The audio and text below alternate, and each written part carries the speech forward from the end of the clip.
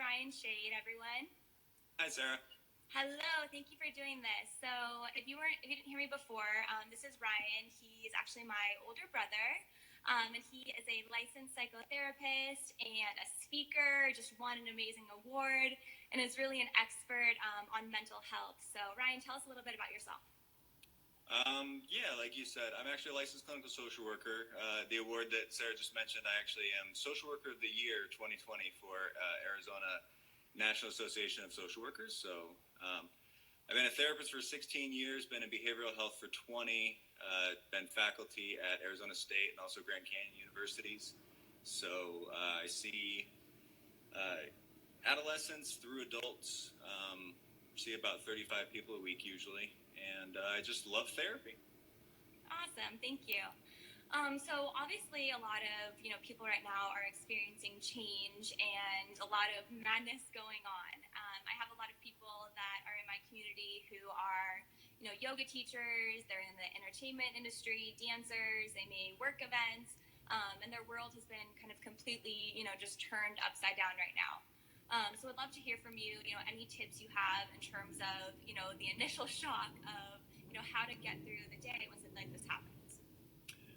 Yeah, I mean, the biggest thing that I'm seeing is kind of the same thing you're saying with both my folks that I'm seeing in office and my folks that I'm seeing telephonically and teletherapy is the anxiety that's coming, the social isolation, watching people freak out and hoping that they're freaking out enough but not too much, and some of those sorts of things. So the biggest thing that I like to tell people or help people understand is normalizing this behavior. This isn't supposed to feel really like a vacation and everything's wonderful. Like, it's supposed to feel a little bit scary because we're all a little bit anxious right now, right?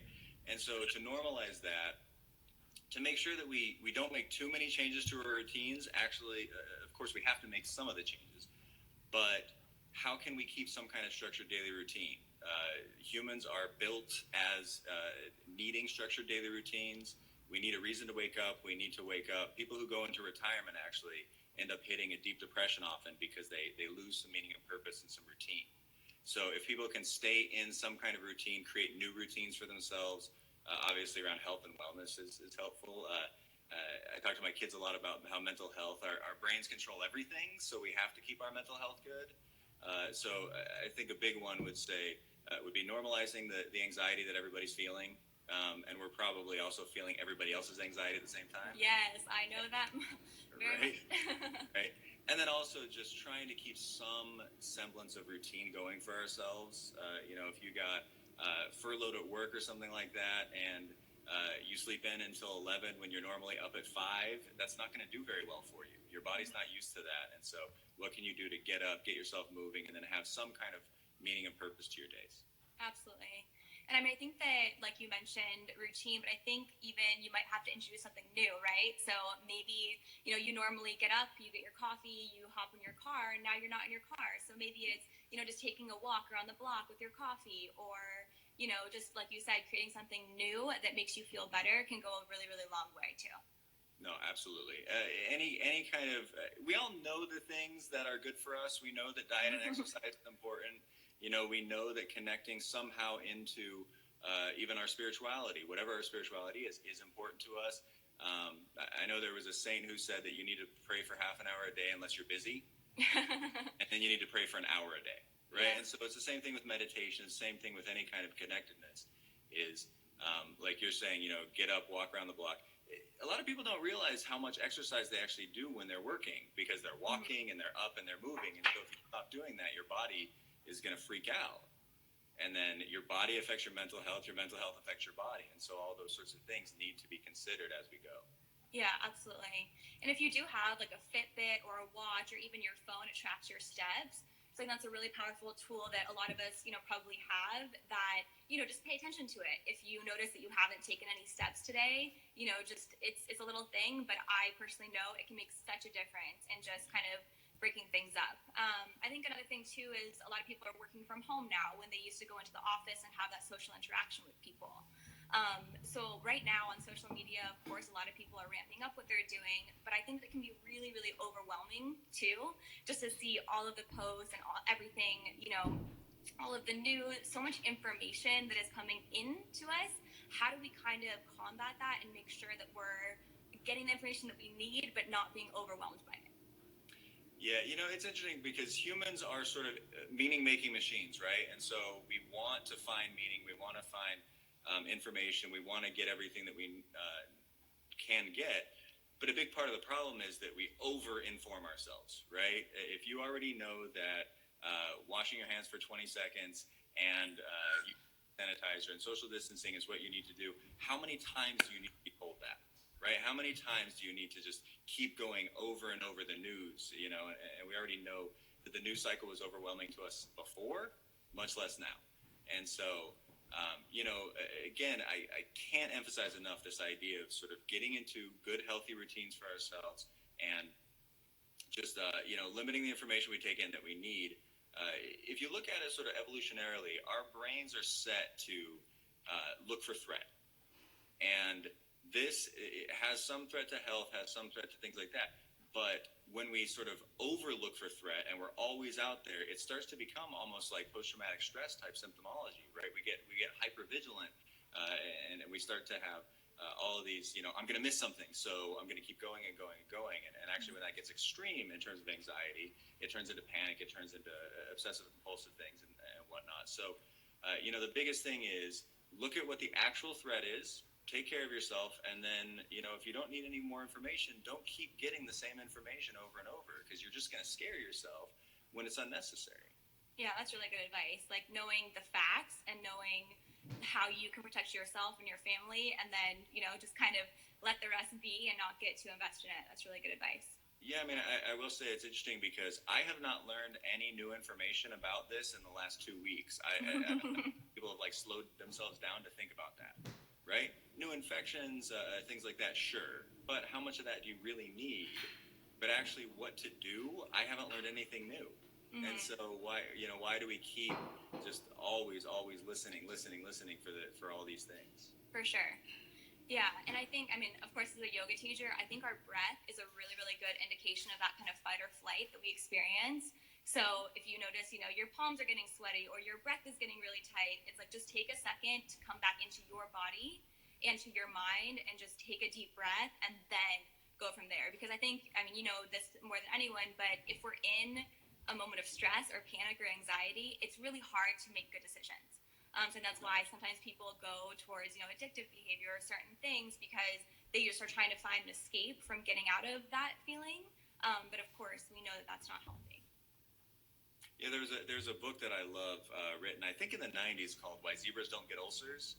And it's basically this gentleman, Robert Sapolsky, had done a ton of research about, we have this ability to stress ourselves out about things that might happen in the future, which we don't see in many animals, right? Maybe some of the higher order primates. And so this idea that we could stress ourselves out right now and break down our immune systems and whatever about something that might happen.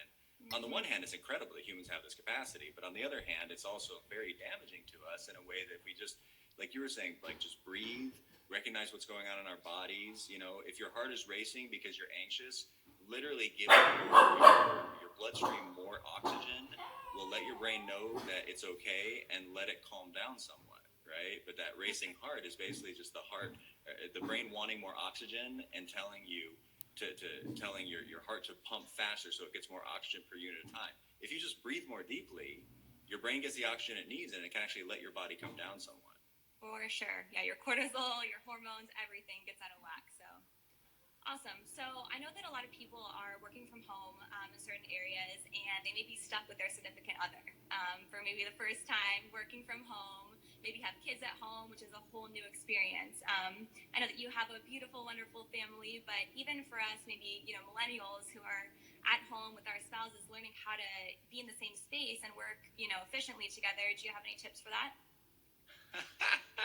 How much time do you have? No. One of the things that I always, when I'm seeing couples, want them to understand is that you actually picked the person that you picked for a relationship partially because they can't or won't give you exactly what you want. And there's an incredible amount of growth in that if we can have the right perspective. And if you and I had 5 hours right now for this, we could go through the entire idea of it. But But really, when you stop and think about it, the things that trigger you so much about your partner, it's your stuff, right? They're not necessarily, they're not giving you what you want in the moment or whatnot. So when you start to realize that that's going on, one really quick reframe that you can take is, this is actually, there's growth in this if I choose to take it, right? If I'm not getting validated, for example, because that's one of the biggest complaints I get, is that people don't get validated by their partners the way they'd like to get validated, right? Which means they don't feel loved, which means they're frustrated. But what if it's not our partner's job to validate us? What if it's our job to validate us? And in fact, we pick partners because they can't or won't validate us the way that we want to be validated. Then that gives us the opportunity to self-validate. And I know there's people watching who will be like, that is a bunch of crap. No, I believe it 100%. Yeah. So, but that gets into sort of like a higher order thinking of the, like, it's not your job, whether you're my parent or my spouse or my friend, to make me feel okay. It's my job to make me feel okay. And that to me is the pinnacle of emotional maturity, is that, the people I surround myself with are value added in my life, and I appreciate them and I love them, but I don't need them to give me things to make me okay. Mm-hmm. And so I think if we're in close quarters with the people that we love the most, and of course that means they're the people that can trigger us the most, I think we do best when we can just say, it's okay that you're not giving me, what I want in the moment. I can learn how to give it to myself. For sure. And I think the other part of that is just accepting people for who that they are. And it's like, if you're a super clean person, but maybe your partner isn't, it's like thinking of ways to communicate with them with kindness, with patience, all of those things, especially right now. If you're feeling triggered in certain other ways, they may come out. So just coming back to first taking care of yourself, your own breath, your own mind, and then that allows us to communicate better with the people around us, I think. Yeah, it's funny. I used to teach a family therapy class at Arizona State, and you could make a class explode by saying this to them. I believe, and I will until anyone proves me otherwise, the best relationships are ones that have no expectations whatsoever. And people don't like that. Yeah, it's right? hard. Because I expect my spouse to do this, or my family to do this, or whatever. But what if we don't have expectations? We just take everything at face value as it comes.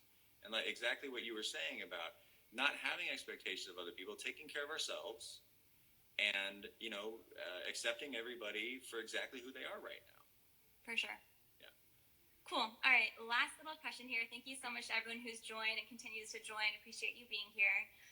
So I know a lot of us are worried about our elders. I know for us personally, our grandma, she's older, she's on oxygen already, and that fear can really, really take over.